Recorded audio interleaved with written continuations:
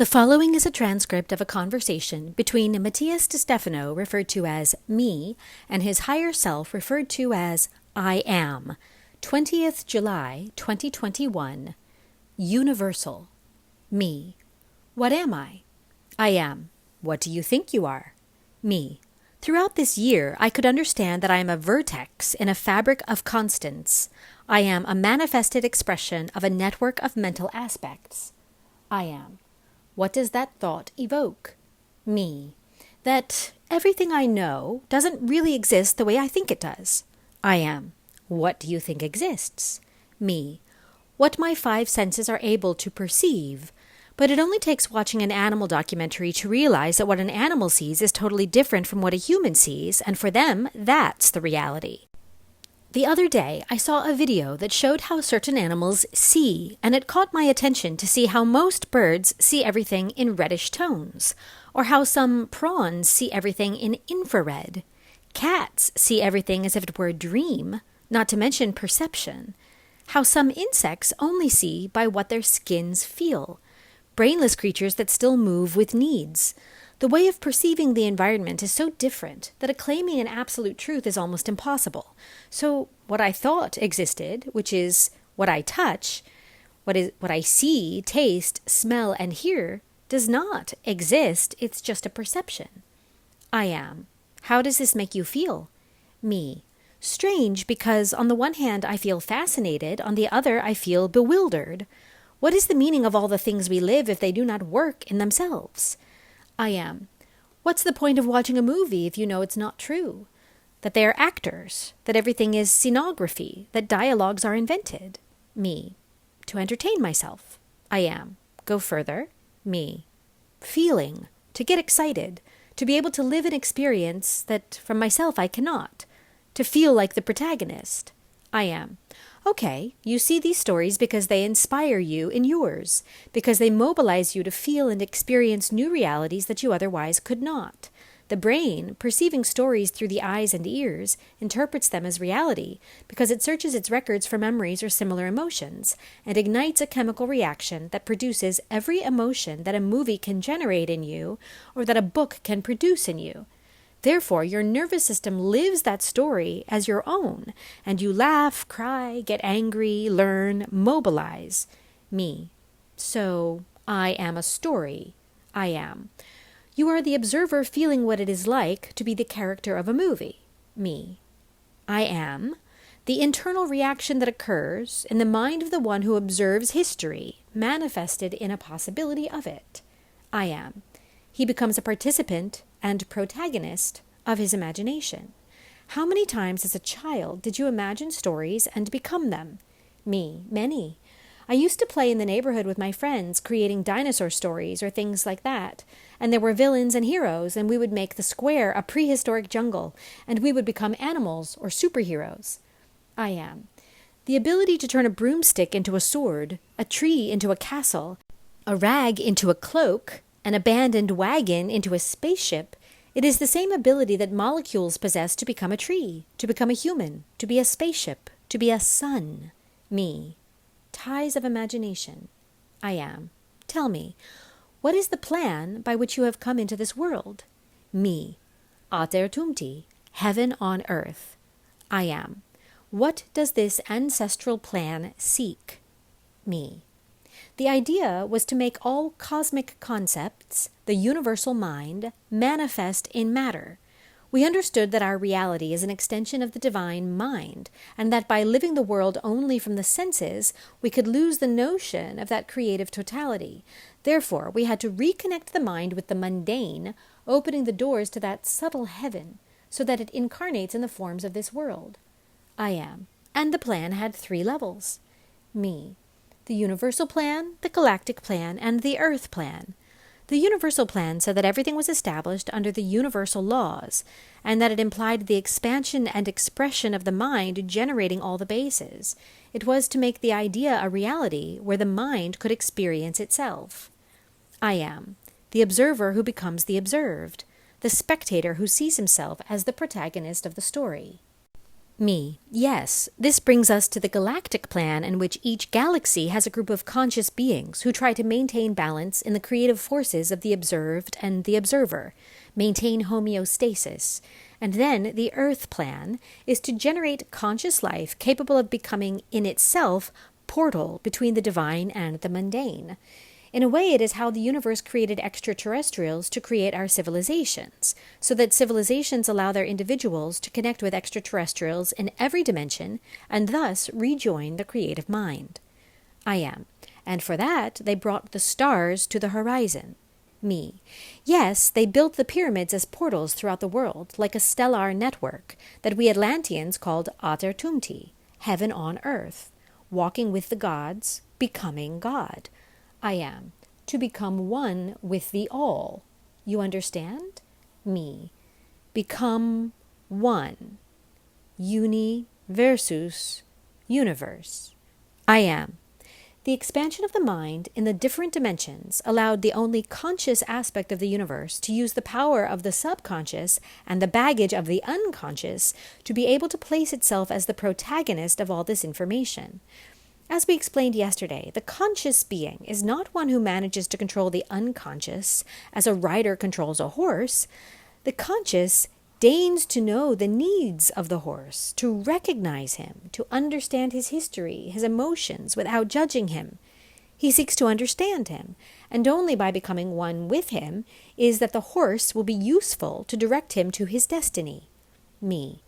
Understanding and embracing the unconscious, accepting its nature and understanding its needs, is how the conscious aspect can use all its content to manifest and create realities it desires.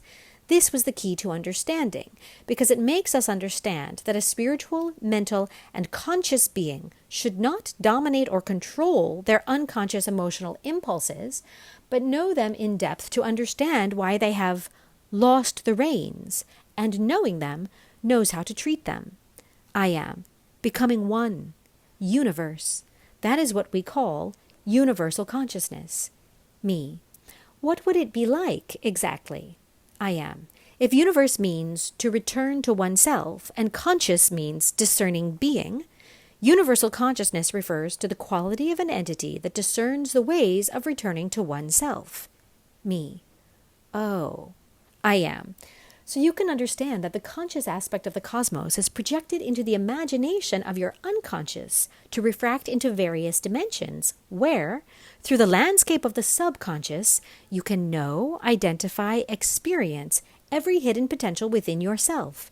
The conscious being is disseminated in millions through the unconscious data, all of which are yet to be discovered, in order to know them in detail and see what they are capable of. Me. It's like someone who read about geography and one day decides to take a trip through deserts and jungles to experience what he read but never lived. I am. And in that path of recognizing the terrain, you can discover much more than the desert or the jungle, but you can also recognize what those environments awaken inside. Potentials, emotions, feelings, ideas, impulses, purposes. The plan consumes itself when it realizes that the external journey was nothing more than a pretext for an internal journey. Everything you live is a dream that the conscious has allowed itself to dream to discover what it carries inside. Me. And then, I am. It comes back to itself. When a being awakens in his consciousness, he awakens a voracious need to know, to discover. The constant search, the yearning to understand. Start seeking the truth by recognizing millions of truths, and he calls all this universal knowledge. Me. We call universal that which encompasses all things, all that is infinite, the whole of everything that exists. I am. But to know is not to be conscious. When one knows, one accumulates experiences, but not wisdom. Wisdom is given with the understanding of what is known. When you are able to transform what you know and free yourself from the concept you have of it, that's when you learn to discern, when you become universe conscious. Me. So no philosophy, ideology, religion, faith, hope, or scientific data can really grant me universal consciousness. Why? I am. because in any of these areas, a preconception is formed that designs an expectation of what is observed. You begin to consider the universe to be what you believe about it. Me, and it's not like that. I am never, because the universe is infinite. Me. Yesterday, I saw a video explaining that the Hubble telescope in December 1995 aimed at its maximum power in an area of space where no star or light is seen, in a size similar to the point of an eye seen on the page of a book a meter away, and that in that small space it could discover up to 3,000 galaxies. The same thing was repeated later in a similar space within the same image of the point of the eye, zooming more into a dark space within that point, and the result was the same. Thousands of galaxies. That is to say that space is full of galaxies in every millimeter, only we cannot see them. It's something so big that it can't fit into my head. I am. In fact, it does come into your head, because you have in your brain the same number of neurons as there are galaxies in the universe, all being able to store data. The universe is infinite. Maybe one day you can count space, but it will be very difficult to count the dimensions and the experiences, perceptions within them. As you will see, what is scientifically a fact in this reality is a dream or an imaginary for another dimension. Nothing then can be certain. Nothing can be counted as finite. Therefore, clinging to an idea of how things are and considering that reality is based on what I believe of it does nothing more than limit true consciousness. Me. Which is the real one? I am. The one that instead of wanting to control the truth of the unconscious and subconscious, deigns to navigate these aspects of being to know its possibilities, to discover itself in every corner, and obtain the tools that each opportunity and potentiality gives it. Only in this way can we open oneself to the true universal consciousness. It is unlimited, open to all possibilities. Me. It's hard because we all have preconceptions in our brain. I am. But it's not impossible. And it's one of the parameters by which you can measure your unconditionality. Whoever positions himself in an ideology, in a way of seeing things, and claims it as the truth, can never live in the universal consciousness. He will only live in the consciousness of that aspect. Me. So you can be conscious by having an ideology. I am. Absolutely. But it will never be universal. Do you understand the difference? Me.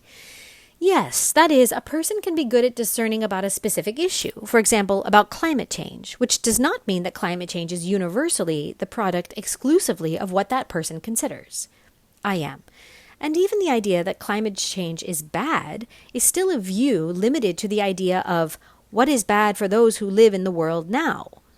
Because it was thanks to climate change that mammals populated the earth, and it was thanks to climate change that humans developed as intelligent beings. It was thanks to climate change that today's species exist, and from the universal point of view, perhaps this climate change will allow tomorrow's beautiful species to exist. Me. Oh, sure. I am. This does not imply that you cannot be aware of the negative effects of it, and from this awareness try to balance it. One thing does not go against the other. But if you seek universal consciousness, you must see the whole, and not just what you want to see. Me. I understand.